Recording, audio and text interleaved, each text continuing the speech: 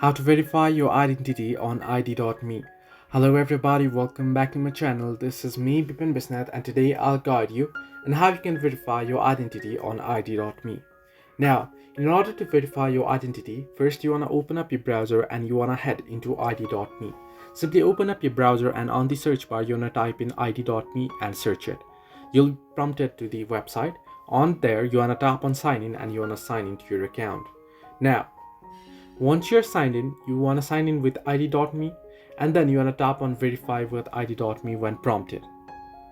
Now, you want to sign in ID.me account and then select self-service. Then follow the prompts to upload your US driver's license or state photo ID or select change document to upload a passport or passport card. So you can see verify using my driver's license option. You'll find verify by answering questions and verify using my passport option. You can choose any option you want and then go ahead to the prompts and verify your account.